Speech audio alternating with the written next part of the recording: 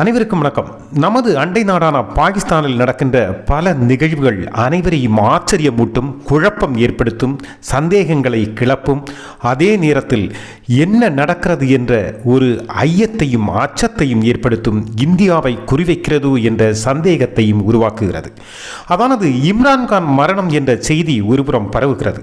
அங்கு ஏற்கனவே அசீம் முனீர் ஆட்சியை கவிழ்த்து ஜனாதிபதி ஆகிவிட்டார் அல்லது அதிபர் ஆகிவிட்டார் என்ற செய்தி ஒரு பக்கம் கசிகிறது. அசீம் முனீரின் 3 பெண் பிள்ளைகள் கடத்தப்பட்டார்கள் என்ற செய்தி ஒருபுறம் பரவுகிறது. அதே நேரத்தில் இந்தியாவின் மீது படையெடுக்கத்தான் பல சூழ்ச்சிகள் நடக்கிறது என்றும், அவைதான் இந்த புரள்களுக்கு பின்னால் இருக்கின்ற காரணங்கள் என்றும், அதற்கு எதிரொலியாகத்தான் பாகிஸ்தானில் பல கலவரம் ஏற்படுத்தப்படுகிறது என்ற செய்திகளும் பரவுகிறது. அதோடு நிற்காமல் இந்தியாவின் உள்நாட்டு விவகாரத்திலும் பாகிஸ்தான் தலையிட்டிருப்பது இதற்கெல்லாம் எதிரொலிதான் என்றும் கூறுகிறார்கள். உண்மையில் அங்கு என்ன நடக்கிறது என்பதைத்தான் இந்த பதிவு அலசுகிறது. வாருங்கள்.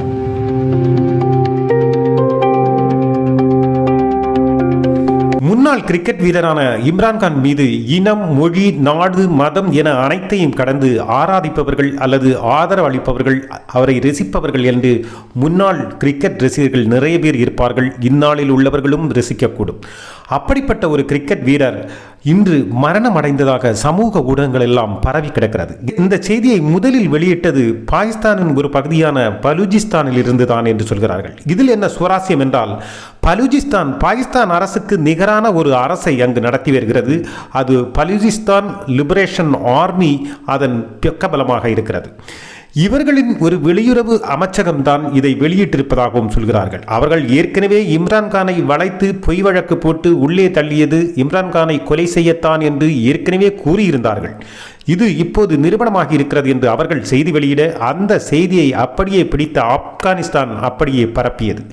அதன் மூலம் இந்தியாவிலும் இப்போது சமூக ஊடகங்கள் எங்கும் பரவி கிடக்கிறது. இதில் ஆதாரபூர்வமாக எந்த செய்தியும் வரவில்லை என்பதும், பாகிஸ்தான் ஊடகங்கள் எல்லாம் மிக எச்சரிக்கையாகத்தான் இந்த செய்திகளை கையாள்கிறது என்பதும் கவனிக்கத்தக்கது. அதே நேரத்தில் உண்மைத்தன்மை இன்று வரை வெளிவரவில்லை என்பதும், ஆதாரபூர்வமான வட்டாரங்களில் இருந்து இந்த செய்திகள் எதுவும் வெளிவரவில்லை என்பதும் குறிப்பிடத்தக்கது. அப்படியெனில் இது கசிந்ததன் காரணம் என்ன என்ற கேள்வியும் எழும்புகிறது. ஒரு பக்கம் சொல்கிறார்கள் இன்னும் இம்ரான்கான் கொல்லப்படவில்லை என்றும் செய்திகளும் ஒரு பக்கம் இருக்கிறது. உண்மையில் கடந்த 2.5 ஆண்டுகளாக ஜெயிலில் இருக்கிறார் இம்ரான்கான். ஆனால் இம்ரான்கான் கொல்லப்பட்டது என்ற செய்தி கொஞ்ச நாட்களாக பரவிக்கொண்டிருந்த போது கூட பாகிஸ்தானில் உள்ள எந்த அதிகாரபூர்வமான அமைப்புகளோ அல்லது அரசோ அல்லது ஊடகங்களோ இதை ஒத்துக்கொள்ளவும் இல்லை, மறுக்கவும் இல்லை, எதிர்க்கவும் இல்லை என்பதும் பல சந்தேகங்களை இங்கு கிளப்புகிறது. இதை உறுதிப்படுத்தும் விதமாக ஒரு விஷயம் என்னவென்றால், இம்ரான்கானின் சகோதரிகள் வாரம் ஒருமுறை சென்று இம்ரான்கானை சந்திப்பது வழக்கமாக இருந்தபோது, சமீபத்தில் இம்ரான்கானின் நுரின் நியாஸ், அலிமா கான், டாக்டர் உஸ்மான் கான் என 3 சகோதரிகளும் பார்ப்பதற்காக சிறையில் சென்றிருக்கிறார்கள். ஆனால் அவர்களுக்கு பார்க்க அனுமதி மறுத்திருக்கிறார்கள். அவர்களை வெளியேற சொல்லியிருக்கிறார்கள். அவர்கள் சிறையின் முன்பு தர்ணா செய்திருக்கிறார்கள். நாங்கள் அவரை பார்க்காமல் செல்ல மாட்டோம் என்று தர்ணா செய்யவும், அவர்களை கொஞ்சம் கூட ஈவு இரக்கமின்றி, பெண்கள் என்ற ஒரு பரிவு கூட காட்டாமல் மிக குரூரமாக முடிகளை பிடித்து இழுத்து சாலையில் நீண்ட தூரம் இழுத்து சென்றதாகவும் அதன் காட்சிகள் எல்லாம் ஊடகங்களில், அதானது சமூக ஊடகங்களில் பரவி கிடக்கிறது என்றும் சொல்கிறார்கள். இதைத்தான் இம்ரான்கான் இறந்திருப்பாரோ என்ற செய்தியும் பரவுகிறது. அதே நேரத்தில் இந்த செய்தியை பரப்புவது அசீம் முனீராக இருக்கும் அல்லது தெஹ்ரிக்-இ-இன்சாஃப் என்ற இம்ரான்கானின் கட்சியே தான் இருக்கும் என்றும் சொல்கிறார்கள். பாகிஸ்தான் பத்திரிகைகள் ஆனால் இதை எச்சரிக்கையுடன் செயல்படுகிறது. இதை பற்றி எந்த ஆதாரபூர்வமான செய்தியும் வெளியிடவில்லை. இம்ரான்கான் கொல்லப்பட்டார் என்ற செய்தி உண்மையானால் பாகிஸ்தான் கதை முடிந்தது என்றும் பலூச்சிஸ்தான் சொல்கிறது. ஜெயிலில் அடைத்த போதே இவர் உயிருக்கு ஆபத்து என்று 2.5 வருடத்திற்கு முன்பே அவர்கள் எச்சரித்தார்கள் என்பது உண்மை. இதன் பின்னால் பல இரகசிய நகர்களும் இருப்பதாக சொல்கிறார்கள். தன்னை அபாயப்படுத்த முயற்சிக்கிறார்கள் என்று ஏற்கனவே இம்ரான்கான் சொல்லி இருந்ததும் இங்கு ஞாபகத்தில் கொள்ள வேண்டும். அப்படி தனக்கு ஒரு அபாயம் நேருமாயின் அதன் முழு பொறுப்பும் ராணுவ தலைமையான அசீம் முனீர் தான் என்று இம்ரான்கான் ஏற்கனவே கூறியிருந்தார். தற்போது பாகிஸ்தானில் மிக எச்சரிக்கையோடு பல அடக்குமுறைகள் கையாண்டு கொண்டிருக்கிறார்கள் என்று சொல்கிறார்கள். பாகிஸ்தானில் பெரும் குழப்பம் நிலவுவதாகவும் சொல்லப்படுகிறது. இது உண்மையானால் பாகிஸ்தான் நிலைமை மிக பரிதாபமாக மாறிவிடும். அங்கு ஜனநாயக ஆட்சி மாறி இராணுவ ஆட்சி வருவதற்கும் ஜனாதிபதியாக அசீம் முனீர் பதவி ஏற்பதற்கும் காரணமாக மாறிவிடும். அதற்காகத்தான் ஹசீம் முனீர் இந்த நகர்வுகளை முன்னெடுத்தார் என்ற செய்திகளும் பரவி கிடக்கிறது. அதே நேரம் ஹசீம் முனீர் செய்கின்ற நகர்வுகளையும் பாகிஸ்தானில் ஏற்படுகின்ற குழப்பங்களையும் மறைப்பதற்காக ஹசீம் முனீர் பல முன்னெச்சரிக்கை போல பல நடவடிக்கைகளை செய்கிறார். அது எங்கு என்று பார்த்தால் அது இந்தியாவை. அதானது குறிப்பிட்ட குளிர்பானத்தை விற்க வேண்டும் என்றால் இன்னொரு குளிர்பானம் நம்மை எதிர்க்கிறது என்றோ அந்த குளிர்பானத்தில் மிக பிரச்சனை இருக்கிறது என்றோ சுட்டிக்காட்டி எங்கள் குளிர்பானம் தான் சிறந்தது என்று ஏற்கனவே ஒரே முதலாளி இரு குளிர்பானத்தை தோற்றுவித்து அந்த இரு குளிர்பானத்தில் ஒன்றை விட ஒன்று மேல் என்று போட்டி போட வைத்து அதை மக்களிடம் சந்தைப்படுத்தும் உத்தி, அதானது மார்க்கெட்டிங் தந்திரத்தை பயன்படுத்துவதுண்டு. அதே போலதான் இங்கு ஹசீம் முனீர் செயல்படுகிறார். அதானது மக்களுக்கு தன்மேல் கோபமோ வெறுப்போ வந்துவிடக் கூடாது என்பதில் ஹசீம் முனீர் மிக உஷாராக இருக்கிறார். அதற்கு அவர் என்ன செய்கிறார் என்பதுதான் இங்கு சுவாரஸ்யம். அதானது இந்தியாவை தோண்ட ஆரம்பித்திருக்கிறார்கள். ஒரு பக்கம் இந்தியா, மறுபக்கம் ஆப்கானிஸ்தான் என்று இருக்கும்போதும் எப்போதும் சவுதியுடன் கூட்டு சேர்ந்து கொண்டு அமெரிக்கா ஆதரவுடன் நம்மை எதிர்த்து விடலாம், போரிடலாம் என்ற தன்னம்பிக்கையெல்லாம் பாகிஸ்தானுக்கு இருந்தாலும் இந்தியாவிற்கு ஆப்கானிஸ்தான் வழியாகவும் தங்களை தாக்க வழி இருக்கிறது என்று நினைக்கும் போது ஹசீம் முனீருக்கு ஒரு வழி பயம் ஏற்படுத்தி விடுகிறது. இவர்கள் தூக்கத்தை கலைப்பதும் அதுதான்.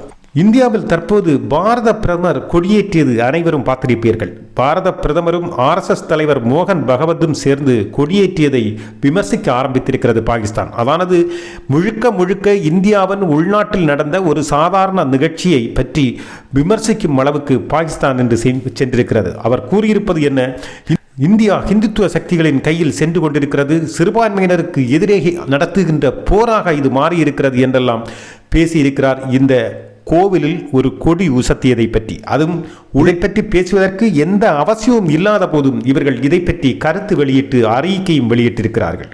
இந்தியா அதற்கு கொடுத்த பதிலடி என்ன தெரியுமா? மதவரியும் சிறுபான்மையினர் தாக்குதலையும் அலங்காரமாக வைத்து நடக்கின்ற பாகிஸ்தானுக்கு இந்தியாவை பற்றி பேசுவதற்கு எந்த தார்மீக உரிமையும் இல்லை என்று மிக தெளிவாக கூறியதுடன், நீங்கள் உங்கள் உள்நாட்டு பிரச்சனையை முதலில் தீர்க்க பாருங்கள், இந்தியாவை பற்றி நாங்கள் பார்த்துக் கொள்கிறோம் என்று கூறி முடித்திருக்கிறார்கள். அதானது உன் வேலையை பார்த்து போடா என்ற வகையில் பேசியிருக்கிறது இந்தியா.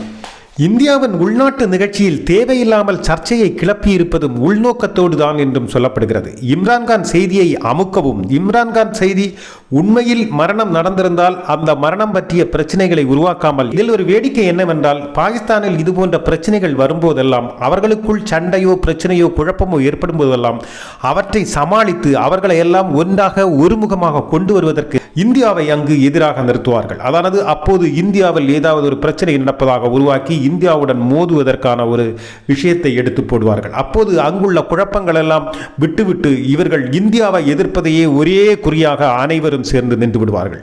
இதுதான் ஆண்டாண்டு காலமாக அங்கு இருக்கின்ற ஆட்சியாளர்கள் பாகிஸ்தானியர்களை ஏமாற்றுவதற்கு செய்து கொண்டிருக்கின்ற ஒரே நடவடிக்கை. அதைத்தான் இப்போது ஹசீம் முனீரும் கையில் எடுத்திருப்பதாகவும் சொல்கிறார்கள். இன்னொன்று, இந்தியாவுடன் ஒரு போரை செய்ய வேண்டும் என்ற ஒரு தூண்டுதலும் அடிப்படை அஜெண்டாவும் பாகிஸ்தானுக்கு கொடுக்கப்பட்டிருக்கிறது என்ற ஒரு செய்தியும் வருகிறது. காரணம், இந்தியாவை எப்படியாவது பின்னோக்கி இழுக்க வேண்டும், அடக்கி நிறுத்த வேண்டும் என்பதில் மிகப்பெரிய ஒரு வல்லரசு செயல்படுகிறது என்றும் ஒரு செய்திகள் உண்டு. அந்த வல்லரசின் தோசையை மறைத்து போடும் சட்டுவமாகத்தான் பாகிஸ்தான் செயல்படுகிறது என்றும் அதற்கு ஹசீம் முனீர் ஒரு மிகப்பெரிய ஒரு சட்டுவமாக மாறிவிட்டார் என்றும் சொல்கிறார்கள்.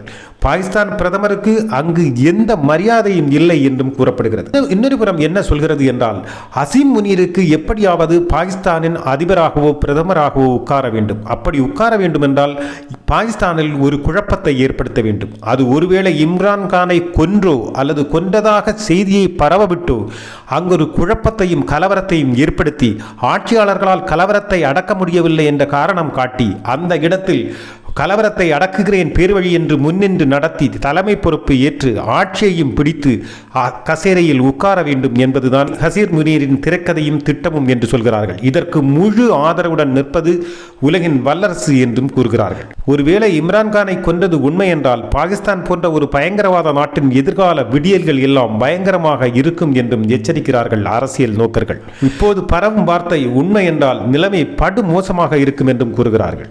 உண்மையில் பாகிஸ்தானில் பாகிஸ்தானில் பிரச்சனை ஏற்படுவதற்கு காரணம் ஒன்று மட்டுமல்ல. இம்ரான்கான் இறப்பு ஒரு பக்கம் என்றால், பலூச்சிஸ்தான் பிரச்சனை ஒரு பக்கம், இன்னொரு பக்கம் ஆப்கான் எல்லையில் கைபர் பத்துங்கா பகுதியில் பழங்குடி மக்களிடம் ஏற்படுகின்ற பிரச்சனை ஒரு பக்கம், இன்னொன்று பாகிஸ்தான் ஆக்கிரமிப்பு காஷ்மீரில் உள்ள மக்களின் போராட்டம் ஒரு பக்கம். இப்படி பன்முனை தாக்குதலில் அவதியுற்று நிற்கிறது பாகிஸ்தான். எனவே பல இடங்களிலிருந்தும் கிளர்ச்சிகள் எழும்பிக் கொண்டே இருக்கிறது, அடக்க முடியாமல் தவிக்கிறது. இந்த நிலையில்தான் அசீம் முனீருக்கு அதிபராக உட்கார வேண்டும், அதற்கு துணை நிற்கின்ற வல்லரசிற்கு ஆதரவாக அவற்றின் விருப்பத்திற்கு ஏற்ப இந்தியா மீது ஒரு போரை தொடுக்க வேண்டும். ஏற்கனவே பார்லிமெண்டில் முழு அதிகாரமும் இராணுவ தலைமைக்குத்தான் என்ற வகையில் சட்டத்தை இயற்றி முழு அதிகாரத்தையும் கையில் வைத்திருக்கின்ற அசீம் முனீர் மேற்கொண்டு இனி பொம்மை அரசாக இவர்களை வைத்திருக்க வேண்டுமா வேண்டாமா என்று நினைத்து கொண்டு ஒருபுறம் இருக்கும்போது, இவர் சொல்லித்தான் இவர் தூண்டித்தான் இராணுவ அதிகாரிகளால் மிக கொடுமையாக தாக்கப்பட்டு இம்ரான்கான் கொல்லப்பட்டார் என்ற செய்திகள் பரவுவது ஒன்று. இம்ரான்கானின் ஆதரவாளர்களே பரப்புகிறார்கள் என்ற செய்தி ஒருபுறம் வரும்போது, இன்னொரு புறம் இவரே இந்த செய்தியை பரப்பிவிட்டு குழப்பங்களை ஏற்படுத்தி ஆட்சியை பிடிக்கவும் முயற்சிக்கிறார் என்று சொல்கிறார்கள். எந்த வகையிலும் நன்றி உணர்ச்சியுடன் அமெரிக்காவுக்கு ஒரு சட்டுக செயல்படுகிறார் அசீம் முனீர் என்ற குற்றச்சாட்டு ஒருபுறம் இருக்கிறது. இதே நேரத்தில் இம்ரான்கானின் ஆதரவாளர்கள் விடுவதாக இல்லை, மிகப்பெரிய பிரச்சனையும் போராட்டத்தையும் கிளப்புகிறார்கள். இந்த நேரத்தில் தான் தங்களை நோக்கி வருகின்ற மக்களின் கோபத்தை எல்லாம் திசை திருப்புவதற்காக இந்தியாவின் உள்நாட்டு பிரச்சனையில் தலையிட்டு பாரத பிரதமர் மோடியும் RSS தலைவருமாக ஏன் கொடியேற்றினார்கள், சிறுபான்மையின் மீது தாக்குதல் நடத்துவதற்காக என்ற வகையில் எல்லாம் அறிக்கையும் வெளியிட்டு குழப்பத்தை ஏற்படுத்த முயற்சிக்கிறார்கள். அந்த நேரத்தில் தான் ஒரு மகிழ்ச்சி தருகின்ற ஒரு செய்தியும் சொல்கிறது. அதாவது அசீம் முனீரின் 3 பெண் பிள்ளைகளும் அமெரிக்காவில் படித்து முடித்துவிட்டு பாகிஸ்தானுக்கு திரும்பி இருக்கிறார்கள். அவர்களுக்கு அரசியல் ஆர்வமும் எதிர்கால அரசியலில் நோக்கமும் இருக்கிறது. அதனால் அவர்கள் அரசியலில் ஈடுபடுத்துவதற்கும் குறியாக இருக்கும்போதுதான் இப்போது 3 பெண் பிள்ளைகளையும் கடத்தப்பட்டதாக சொல்லப்படுகிறது. முதலில் இது ஆப்கானிஸ்தானியர்களால் கடத்தப்பட்டதான செய்திகள் பரவிய போதும் தற்போது இது இல்லை, இம்ரான்கான் ஆதரவாளர்களால் தான் கடத்தப்பட்டிருக்கலாம் என்ற செய்தியும் வருகிறது. ஆனால் உண்மையில் என்னவென்றால், இம்ரான்கான் கொல்லப்பட்டாரா இல்லை அசீம் முனீரின் பெண் பிள்ளைகள் கடத்தப்பட்டாரா என்ற கேள்விகள் எல்லாம் ஒருபுறம் இருக்கும்போது, ஆட்சி அதிகாரம் எல்லாமுமே அசீம் முனீரின் கைகளில் தான் இருக்கிறது என்பதில் யாருக்கும் எந்த சந்தேகமும் இல்லை. அதனால் தான் பாகிஸ்தான் பத்திரிகைகள் கூட இந்த இம்ரான்கான் மரணத்தையும் அசீம் முனீரின் பெண்கள் கடத்தலை எல்லாம் மிக கவனமாக கையாளுகிறது. ஆதாரபூர்வமான செய்திகள் இல்லாமல் செய்திகள் வெளியிடாமல் இருக்கிறார்கள். இந்தியாவின் உள்நாட்டு பிரச்சனைகளை கூட செய்திகளும் கட்டுரைகளுமாக வெளியிடும் போது கூட பாகிஸ்தானில் நடக்கின்ற உண்மையான பிரச்சனைகளையும் வெளியுலகமும் அறிய வேண்டிய பிரச்சனைகளை கூட அமைக்கிக் கொண்டிருக்கிறது என்றும் ஒருபுறம் சொல்கிறார்கள். என்ன இருந்தாலும் 3 முறை அமெரிக்காவில் ஒரு நாட்டின் படைத்தளபதி சென்று அதிபரை சந்திக்கிறார் என்றால் நிச்சயம் அந்த நாட்டின் பிரதமர் என்ன செய்து கொண்டிருக்கிறார் என்ற கேள்வி எழுகிறது. எனவே அமெரிக்கா குறுக்கு வழியில் பாகிஸ்தானை கைக்குள்ளாக்கி மக்கள் அதிக செல்வாக்கும் நம்பிக்கையும் பெற்ற இம்ரான்கான் போன்ற கட்சி தலைவர்கள் அங்கு இருந்தால், மீண்டும் தேர்தல் நடந்தால் பாகிஸ்தானில் இம்ரான்கான் போன்ற ஒரு தலைவரைத்தான் மக்கள் தேர்ந்தெடுப்பார்கள்.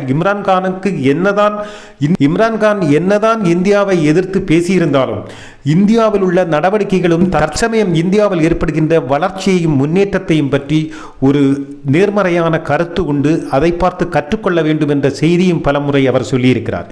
எனவே மீண்டும் மக்களால் அவர் தேர்ந்தெடுக்கப்பட்டு ஆட்சி அதிகாரத்தில் வந்தால் இந்தியாவுடன் நெருங்கி போகின்ற ஒரு மனோபாவத்தையோ மனோநிலையோ எடுக்க வாய்ப்பு இருக்கிறது என்றும், பகையை மறந்து ஒன்றாக பயணிப்போம் என்று கூறிவிடுவாரோ என்ற அச்சம் பாகிஸ்தானுக்கு அல்ல, வல்லரசுக்கு இருக்கிறது. எனவே